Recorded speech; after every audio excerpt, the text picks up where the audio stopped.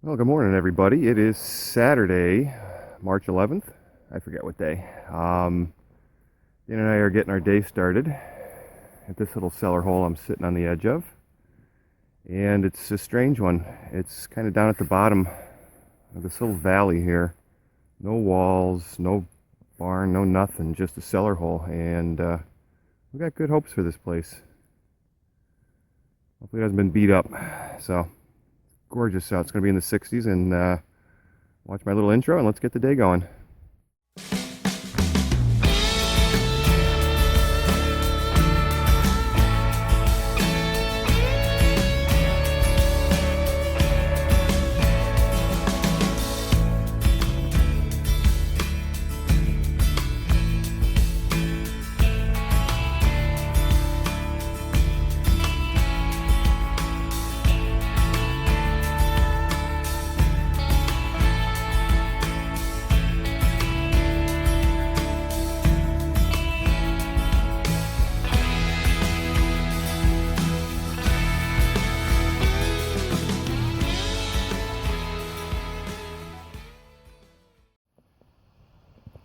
And there's my first find of the day.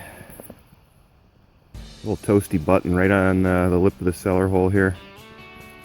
Not bad. Dan's got 3 buttons in the first 10 minutes here, so this could be a really good site. You know, there's my last hole right there. And right next to it, took a nice little tomback, shanks right for it. Not too bad. No coins yet, but the day is young.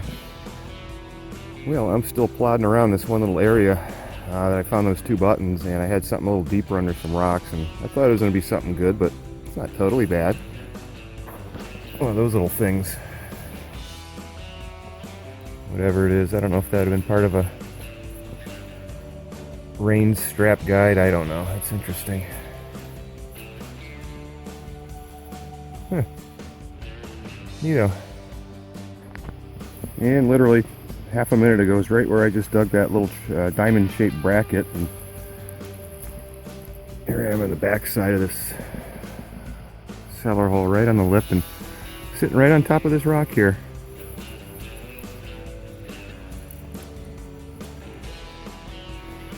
Hey, cool. I don't know what that is rusted to it, but some kind of button. Very nice. Well, I am still working this little corner area where the foundation was for the home, and where I'm getting all my little buttons from, and along the back side of the wall here. There's the cellar hole. I got this little guy, good 7 inches deep. Get the phone to focus on it, and it's got a little fancy on it there. Nice. Place has got a lot of potential. Dan's got a couple nice dandy buttons, so maybe they left us some coins too. You know, I'm still playing on the back side of the cellar hole here. There's the other corner there. And this will give me a good upper 50s, lower 60s tone. It's a nice little musket ball. And here's my next little button up by the cellar hole. Nothing special about that one. Missing the shank. It's slowing down here a bit. We're probably going to get moving on before long. This place has been cherry picked. And that's all they left us. Buttons. Oh well. Beats digging nothing. Alright, Dan and I moved on from that site that was down in that little valley there. It coughed up a bunch of buttons. He probably got a dozen. I think I got 5. I'm not sure what I got. He nailed it. He's got his old machine back this week. We moved on to the site that we were at last week. That I got that lovely old Latin spoon and my 1722 Hibernia halfpenny. And we just set up shop. This is a gorgeous area. It's literally surrounded by mountain laurel. And the cabin site's right behind me, in front of me, whatever you want to say. And I just set my backpack down on a log, ran over, ground balanced where I'm standing. Boom, 78. Let's take a look.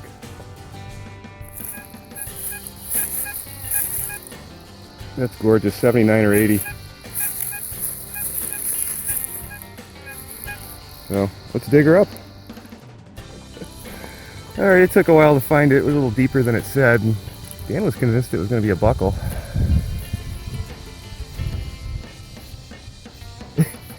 It's a mercury. Come on!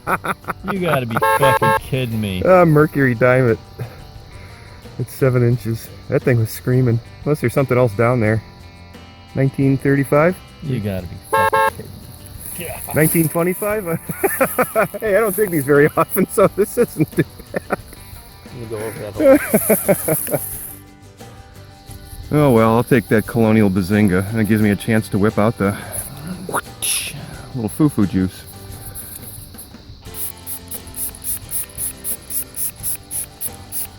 Even though she's a Bazinga, that's still a nice looking coin. I'm not going to complain. Well, it's been a whole lot of boring since that Mercury dime. I went on a wander, I'm digging junk. I had a nice 70s tone. I dug it up and it was just a big scrap of lead. I didn't think it was a coin. It wasn't hitting quite right. Dan's on the board real good. He just dug about 10 minutes ago a 1723 Hibernia halfpenny. 1 year later than mine, and the back of it looks gorgeous. We'll have to get a look at that. Meanwhile, let's take another look at my tone here.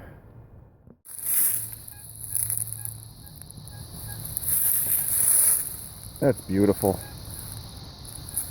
Oops, if I get on it. So, let's dig this one up.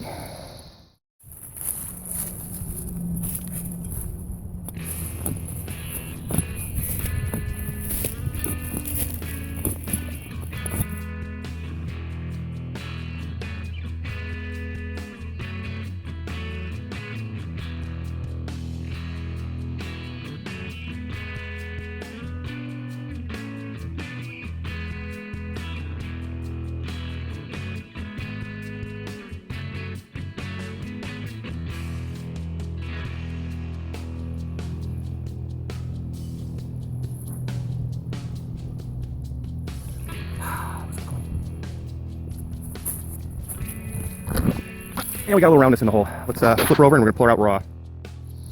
Yeah, it's really tough. I apologize for the shadowing. Right here, under this little root. Oops.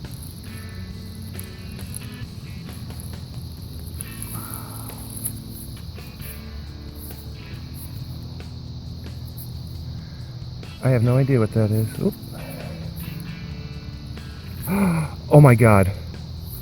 Oh my god. Oh my god. Oh. Oh my god.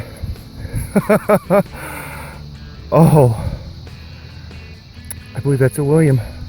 These coins are so old I don't even know what the heck I'm looking at. Wow. Holy shit. This thing's in fantastic shape. What the hell is that?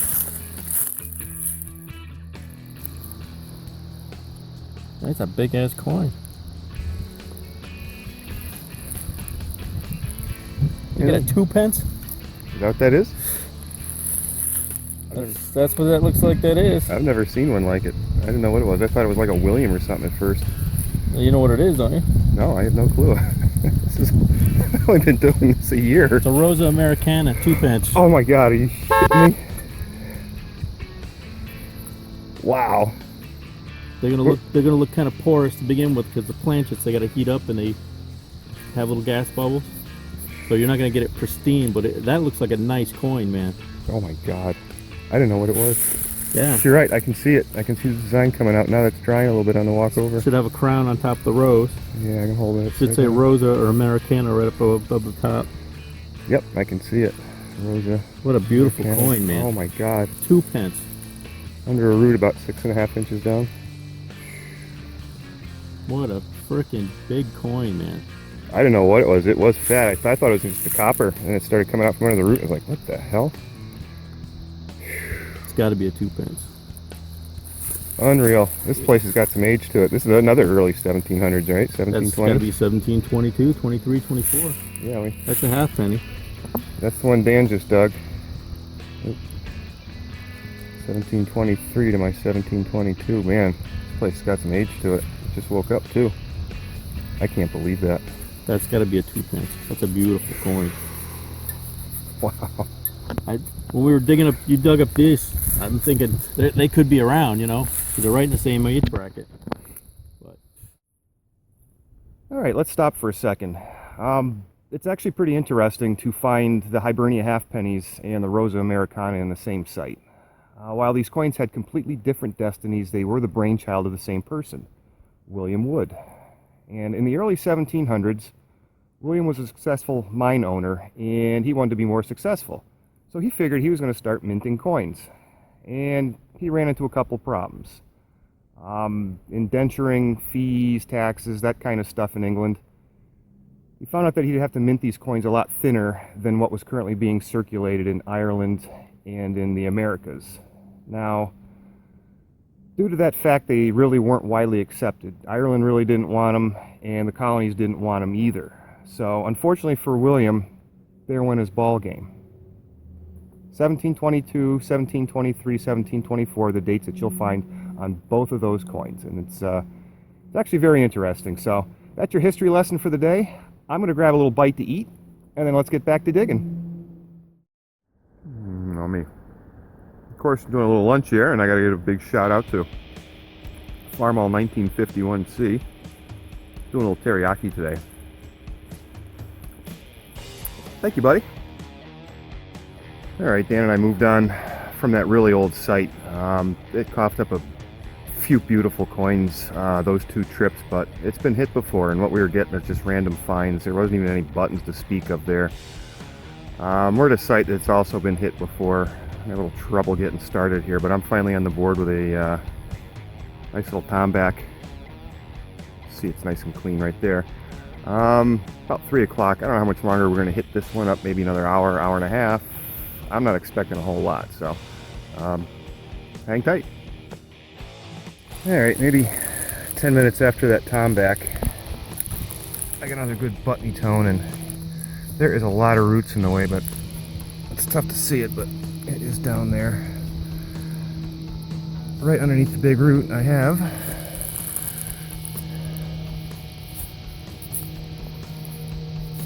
one big green wet tomback button. Or, I'm sorry.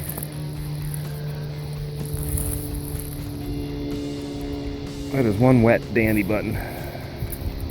Soil's really wet where I'm at, and this thing's toast.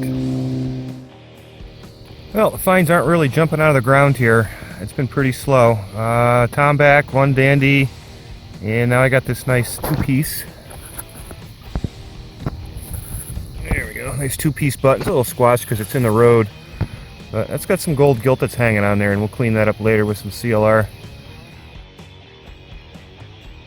And there's my next little doohickey.